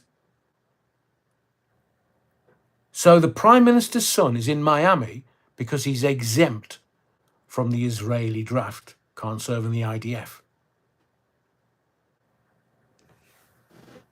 32-year-old living in Florida. He moved there last year after he was successfully sued for defamation. Terry Wookford got it earlier. Bad Wolf Project says 88,000 Israeli Air Force reservists, only 35,000 UK Royal Air Force. Israel have 650 aircraft. Royal Air Force have 414. So why would we be out there if they've got more aircraft than us and they've got more reservists than us? Why? Just a question that easily trips off the tongue. And just remember, the port that the Americans are building, what are they doing that for? Oh, we're going to bring aid in from Cyprus. Cyprus, Knight Templar base. So the British and American military have got bases in Cyprus, and they want to bring all of the aid into the Gazans from Cyprus to the port in the East Mediterranean alongside the Gaza Strip. They think we're thick, man. But what they do is they distract you. Distract you from what's actually going on by using stuff that distracts you. I would say to you, Benjamin Netanyahu and the Biden OCG are some of the most evil men on planet Earth. They are allowing people to die in the name of power, corruption, and money. Awful. The old Bovril says, how come BP can drill for oil in Israel but can no longer in the North Sea? Oh, you've missed that, the old Bovril. That's because, rich boy, he's giving licenses out like confetti. I'm sure Infosys will have some of those licenses for exploratory drilling in the North Sea. They're giving out more.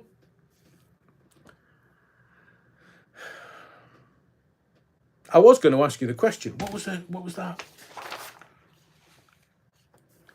Right, let's have another question, because we've still got a little while to go. Is Rishi Sunak, the rich boy, is Rishi Sunak the right person to lead the Tories into a general election? As a little aside, Rishi Sunak's trying to decide whether he's going to have a summer election. Oh, he's at it, man. Stop teasing us. Here, just get it sorted, or Foxtrot Oscar. Is Rishi Sunak the right person to lead the Tories into a general election? 1 for yes, 2 for no. Agincourt.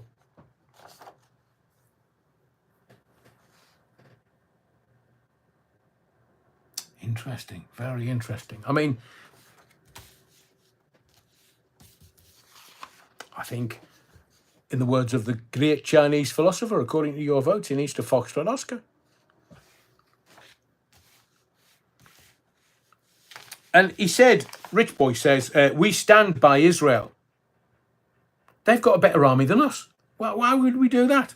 Because we want to get the money out of the ground. We want to get the oil and the gas and the Ben Gurion Canal. They helped build the Suez Canal until Egypt went, oh, here, lads, Foxtrot Oscar, we'll look after this now. We'll renationalise the Suez Canal. So you know what you can go and do, can't you? Foxtrot Oscar. Now, Rich Boy wants to stand by Israel, and it would be any other country. It could be Russia next.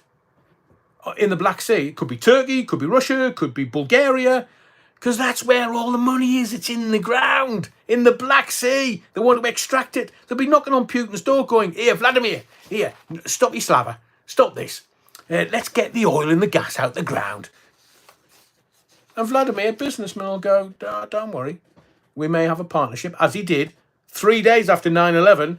Vladimir Putin was at George W. Bush's ranch in Texas, creating a deal for a pipeline out of the Caspian Sea through Tajikistan, Turkmenistan, and Afghanistan, by the way. Oh, you didn't know why the B-52s were bombing the Tora Bora mountain range in Afghanistan? It was to build a bloody pipeline. It wasn't Osama bin Laden. Don't be stupid. So they bombed Afghanistan, and everybody goes, well, brilliant, brilliant. That'll sort it all out. Osama bin Laden, his cave-dwelling complex was set up by the CIA. I mean, don't you read books? And then Tajikistan, Turkmenistan to a warm water port in Pakistan. That's already pumping oil out of the Caspian Sea. And under the Caspian Sea, at that point in the early 2000s, current conservative estimates, there was 300 years at current consumption levels of oil and gas under the Caspian Sea. Trillions and trillions of it. And nobody told you that, did they? No. Don't put that on the front page of the Sun. Some Love Islander will be on the front page going, oh, my relationship's fallen. Meanwhile, they're getting all the oil and the gas out of the Caspian Sea. They were going to get the oil and gas out of the Caspian and the Black and all the other seas. And that's why Russia went into Afghanistan in the 80s. Can you not remember when they invaded Afghanistan? They went into Afghanistan knowing that it was Afghanistan they needed to conquer to get the oil and gas out of the Caspian Sea. This was even before Vladimir Putin became president. They know where it is. It's worth trillions and hundreds of years' worth of independent energy sourcing. Osama bin Laden buried at sea. BF. Cliff Howard, man. You're better thinking than that. Why do you think they said, we buried him at sea? Because nobody can find the bloody body now. Look, if we've got people, doppelgangers, being president of America, they can shove anybody, they can hoy anybody off the side of a boat and say it was Osama bin Laden. And they've even got SEAL teams going, oh, yes, yes. Well, they wouldn't know whether it was Osama bin Laden or Joe Bloggs. They think we're thick, man. Some people are. They'll just take everything that they're fed. So it looks like Rishi Sunak is not very popular. All those dangerous variants, people are just laughing. Do you know what's coming back? Well, they say it's coming back. Just to kind of lighten the mood a moment. We're going to talk music-ish. But, oh my God, line dancing's back. Now, Rich, we'll get to that. I'm going to talk Ginge in a minute. But line dancing's back. I mean, my mum loved line dancing. She used to go to the local community centre and dance her ass off. But Beyonce, are you not sick of that song already? So soon, my life, oy vey. It's all marketing hype, man. Now, have you noticed how white Beyonce is now? She wants to do some line dancing and make country songs. She's wearing a blonde wig. That photo's been touched up, man. She's whiter than me and I'm a ginge. It's marketing hype. Record companies want to make a few billion. And now, but now I need to tell you this, that you know that first we had, I never went. Because, you know, going to musicals and people bursting into song like halfway through some acting is a bit, it's not for me. Except if it's Mrs. Doubtfire, because that was just insanely awesome. But, you know, ABBA, 50 years, winning Eurovision, ABBA are doing the Voyage thing, where they're not actually there, but you can see them. Modern technology, darling. Now it's going to be Kiss. You know, Gene Simmons, Kiss. That's what they're going to do. They're going to make a Kiss ABBA thing. So I just thought, hang on a second. I wonder if Gene Simmons' Polaroid collection will ever get published. Blumphy ahoy, anyone? Don't Google it. Don't. I'm just telling you, it's not suitable for work. In fact, it's not suitable if the family's in the same building as you. What did you say, Adrian? Blumphy? Yeah, Blumphy. I shouldn't have told you that. I know I shouldn't have told you that. But that's what you come to the lives for. I'll just give you little bits. Don't go to work tomorrow and say, oh, I say, that Adrian Allen last evening on the YouTube Live, he said, what's a Blumphy? You could get thrown in jail. Do not be calling me as a witness before you start. Do you know that Reform Party? That the shining knight on the back of that white Charger. They're coming over the hill. Oh, sounds like Temple Tudor. Swords of 1,000 men. Another musical reference for you. The Reform Party have booted another candidate. This time, a candidate that was on the sex offenders register for 5 years. A candidate that was done for fraud for claiming £17,000 in overtime expenses. They've kicked them out. I mean, are all political parties the same? They've got to be. Because they're run by the establishment. They're run by Blumphy. I'm not telling you how I'm spelling it. The Wooden Tops have come back. They perform in Parliament now. And it's the WEF who pull the strings. Oh, nice. Nice. The Bovril. And Amalia says Hagrid. Is that Haggard or Hagrid? Blumphy.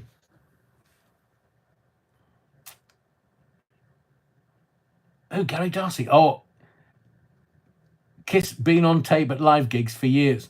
No, I'm sure. But wasn't Gene Simmons and that tongue boyfriend to Diana Ross and Cher? And his Polaroid collection, I'm not going to tell you. I can't. I mean, just guess. He didn't have an iPhone back then. But he's offered his Polaroid collection. Similarly, there's like thousands of them. Offered his Polaroid collection to publishers. I mean, what kind of book that's going to be? Madonna had her version of that book. And, well, it sold millions. Just love it. Honestly, I love being naughty. I love just giving you stuff because I know what you're going to do. You're going to go searching what a Blumphy is.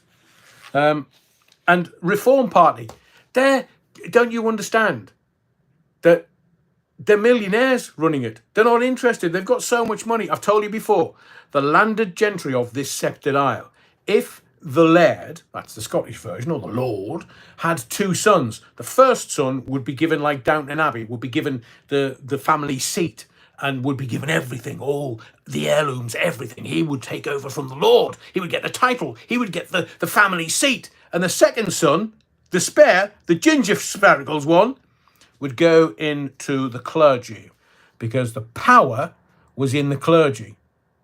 The money was in the inheritance and the title.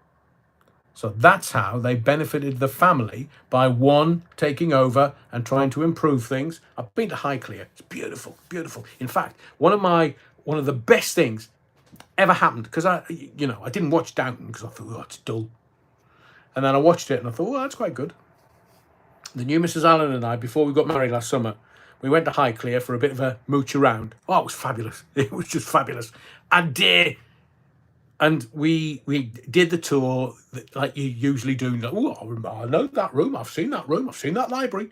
And we went upstairs and we were coming back down. And one of the staff said, just hold on a moment. Just hold on a moment. And we said, oh, right, okay, why? And the staff at the top of the stairs says, if you just hold on for a couple of seconds, you can walk down the staircase at Downton Abbey on your own.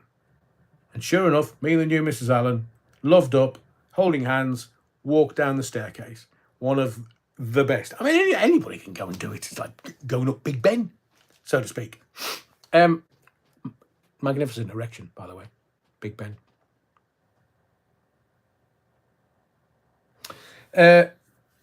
So these political parties, they're all run by multimillionaires. So why would you expect them to do anything different than the political classes that they're trying to take the power from? Not going to happen. Not going to happen. How long have I been doing this for? Okay, we'll keep going for a little while, not 10 minutes or so. I want to tell you that in today's media, controversy sells. So does sex. So does lots of other things. But like poor Gordon Ramsay. What's that, Nicholas? Sorry. Had to have the grandkids over. Give his last 5 minutes recap. Bugger off, Nicholas. Rewatch it and fast forward it. Yeah, utter wrong. Poor Gordon Ramsay. He's not short of $1 million or 10. And he's getting so much publicity for his new restaurant. You know, these squatters. Brilliant. You cannot buy that kind of publicity. It's everywhere in the mainstream media. So you know when he opens, when he gets rid of them. Look, if Gordon needs anybody just to go round, me and a couple of the lads will turn up and the squatters will leave.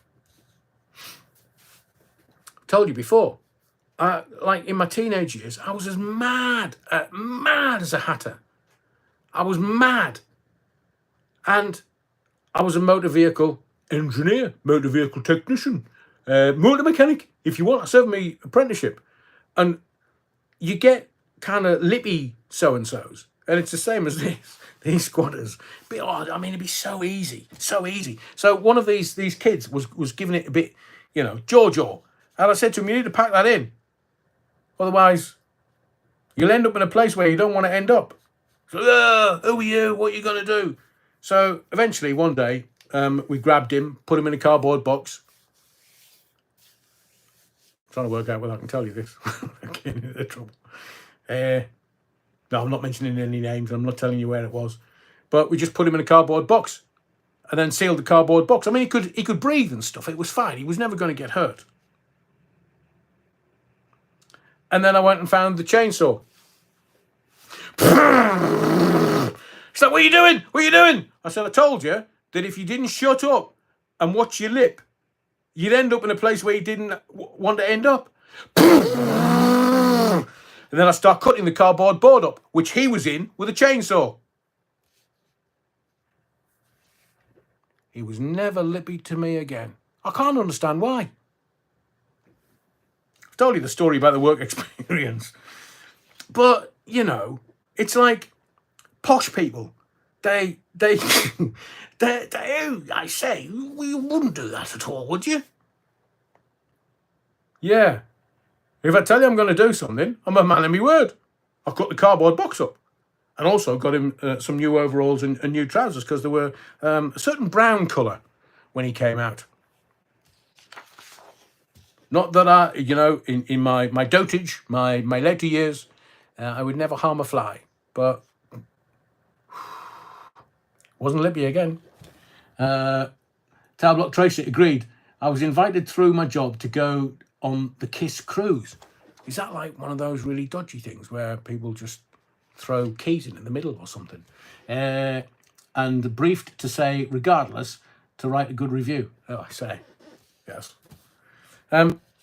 So a lot of people that are on this live who come back and are subscribed to the channel. It's like the middle classes. So the poor are only there to scare the middle classes. Carlin, again, wonderful comedian, and the rich are just siphoning off all the money. The middle classes are paying all the taxes, and the poor are there to scare the middle classes. George Carlin, what a comedian. And it's, the real, it's like the working men's club on my estate when I was growing up. They used to hold orgies and stuff. They used to get a studying to come and have, dance the like fantastic with all the local women, and they'd record it. There's all kinds of stuff goes on. It's a whole world. Nowadays, I'm a YouTube influencer. I wouldn't. That's not me before you start. But the kids, they don't want to do a decent day's work. Too much entitlement. So when they come up against somebody like me, traumatizes them. And I don't mean anybody any harm. I'd rather have a good giggle and a few beers and just talk about it. Hang on, Victoria Park? What's that bloody... Hang on, Nicholas, what's Victoria Park? Is that somebody's name? Oh, Rich, I remember some good gentleman's evening at our local working men's club. Oh, yes. Let me tell you, when the miners' strike... no, Mrs. Allen will hear this. I can't, I have to be a gentleman. But I do understand completely what you're saying, Rich. Maybe one day. In fact, maybe one day when I do an Adrian Allen late night, Adrian Allen, I'll tell you some of the stories. Because I don't know half the time how we got away from it. Heaven. Oh, yeah. Heaven. Heaven is the English equivalent to Swansea. Have you ever seen that film Twin Town? Swansea, pretty shitty city. It's fabulous. I mean, I love the Welsh to bits because they're funny and they are very particular. And Swansea women, they'll scare you first, but Twin Town, if you've never seen the film, just watch it. It's a treat, man. It's the funniest thing. But Heaven, in just outside of Newcastle, in between Sunderland and Newcastle, is oi. And Jarrow, they started a march there once. One day, Nicholas, I'll do a, what do you call it, Adrian After Dark. Thank you, Andrew. That's what we'll do. We'll do an Adrian After Dark where we can talk about anything and say anything and not get arrested for it yet. But sometimes I have to be a gentleman because, there are certain sensibilities. I'm a married man now, so when I was single, honestly, I was as mad as I had. Anyway, poor Gordon Ramsay is getting all this publicity, free publicity. But if he wants rid of the squatters, just give us a call, Gordon. Me email is there in the About tab. Just send us an email. Me and the lads will turn up. They'll run. They will run. No, I'm not going to give me secrets away. They won't hang around.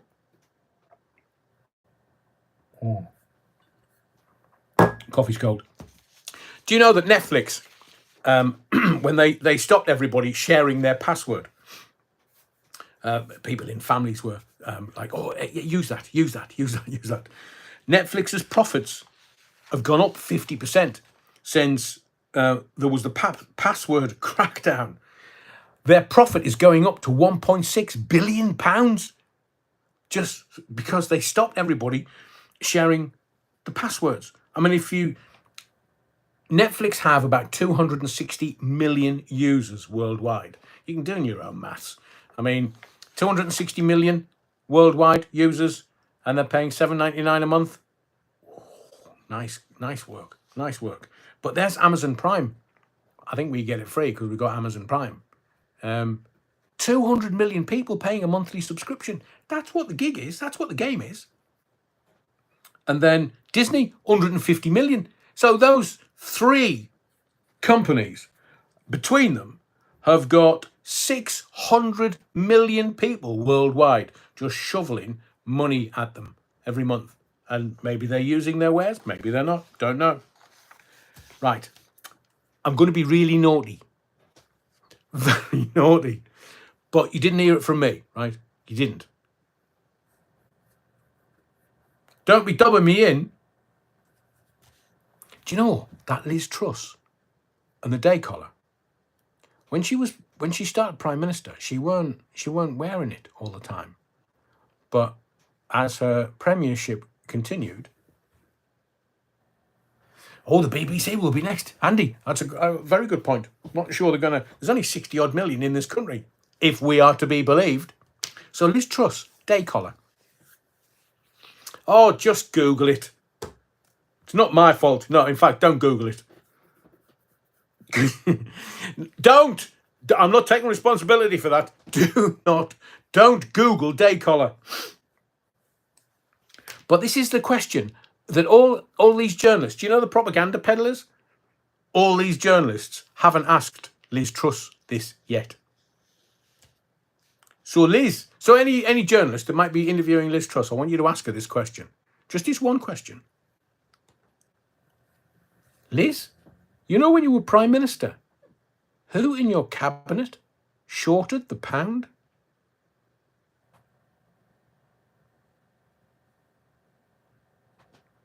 You know what shorting is, don't you?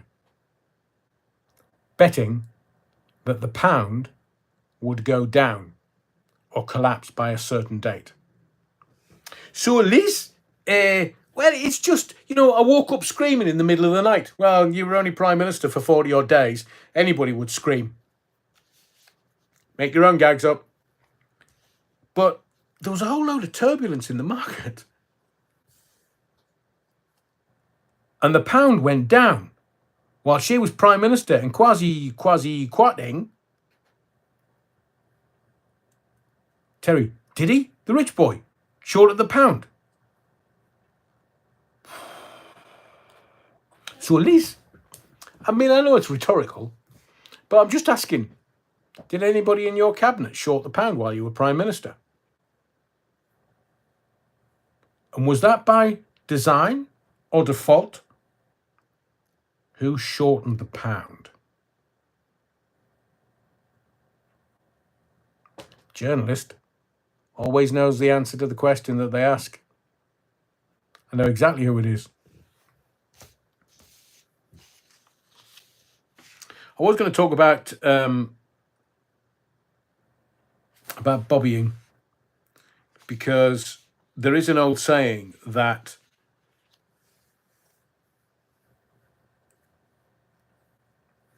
society gets the police force it deserves. And there's been some data come out today. I might actually have a look at that and do it on Wednesday, because I need to be accurate in what I say and how I say it. But I will also say this. I wanted to talk about the Cass report, because I know that there are really awful things and horrible things happening in the world, but there are two red lines for me personally. I don't know whether it's the same for you. Kids and the old uns. Absolutely, we should be protecting them, both the beginning of life and the end of life. Treating the old uns with as much dignity as possible, but looking after the kids. Give them a life that, they can enjoy, rather than look at war and mutilation and horror on a daily basis. But this Cass report and the handing out of hormone drugs to children as young as 4. No. And there's people, women, possibly mothers of children, absolutely categorically saying that that's fine. So for me, irrespective of what's going on in the world, this is one of the most abhorrently shocking things.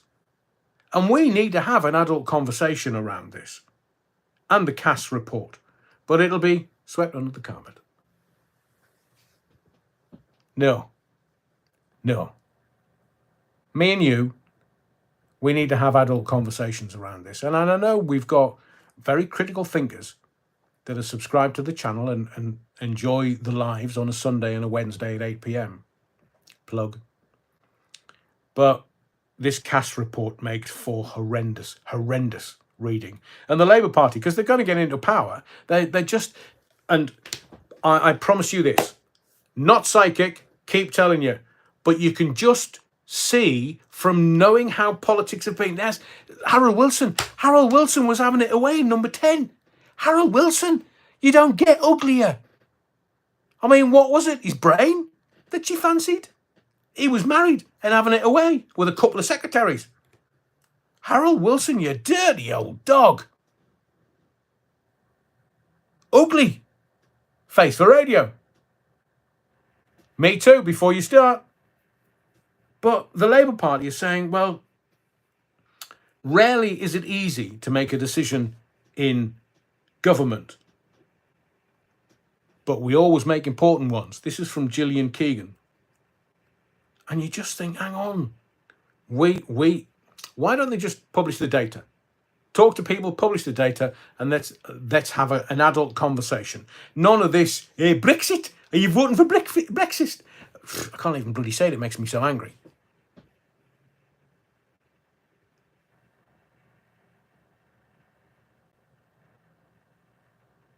Yeah, on a national scale, Terry. Can't talk about Bravo, Delta, Sierra, Mike, because YouTube goes, oh, you perverts. No, you can't broadcast that. Nicholas says, the general public know of the perversions that go on with the privileged that we know about. Our teenage behind the pub shag, your lass would make people's hair curl. Told you earlier, some of the stuff I can say here would make it very curly. Not short, but very curly. So I don't want to sort of use that when you're tired. I want you sharp, and I want more data, and I want more facts. But I've looked at the papers today and read some of the stuff around these women and what they're doing to the kids. I mean,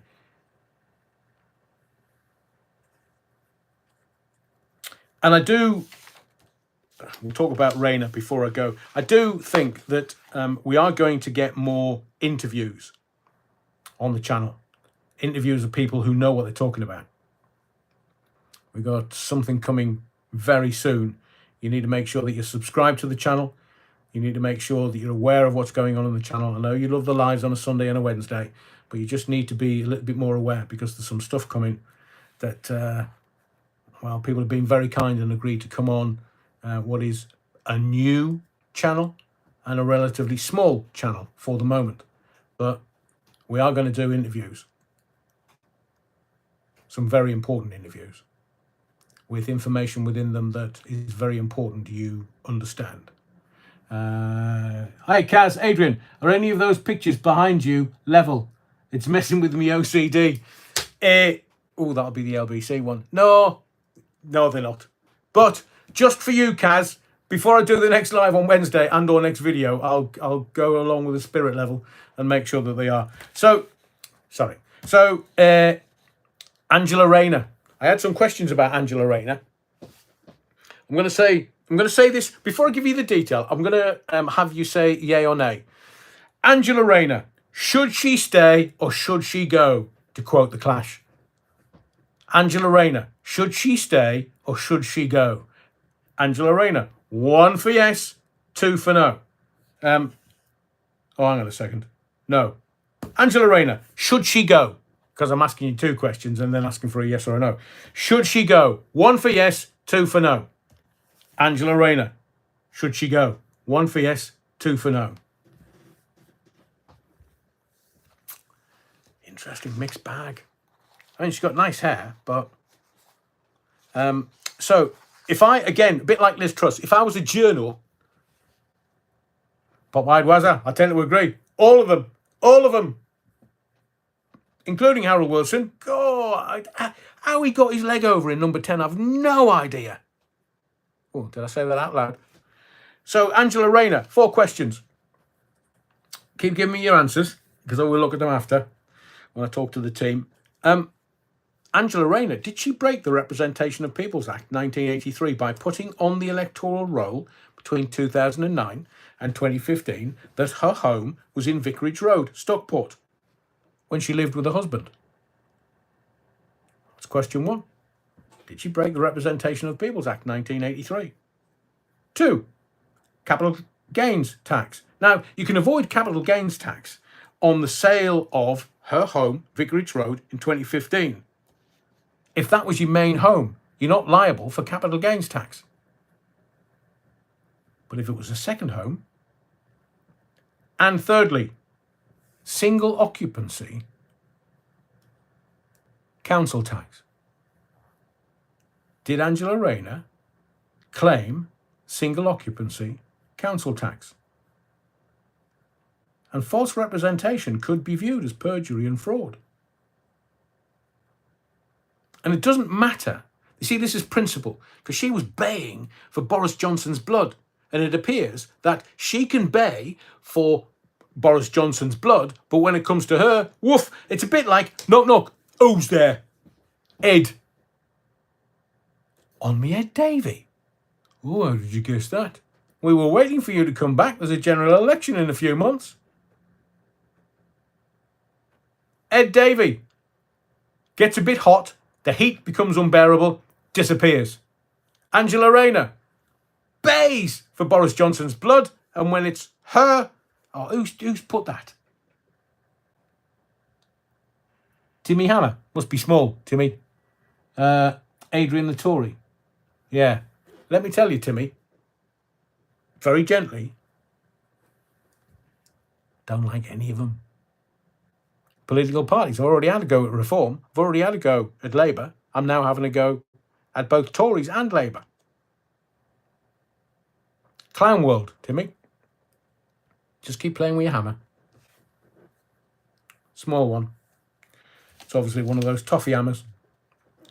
So now we have a politician deep in the doo-doo, but they don't want you to know about it because the others are now baying for her blood.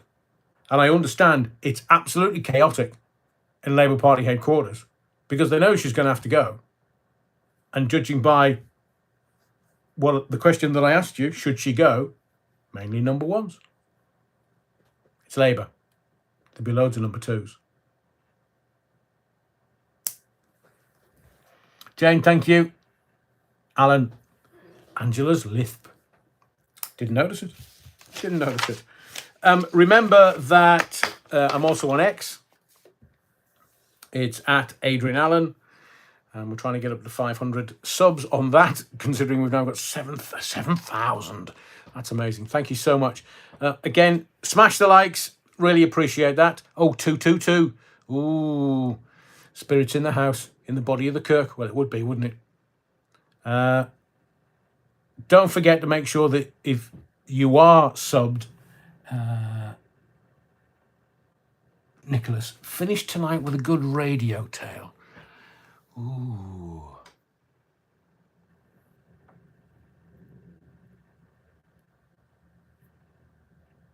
Oh, blimey, now you've put me on the spot. On the spot. What can I tell you about radio? Now, do you want salacious so I don't have to name anybody's name? No, you don't want a story about me.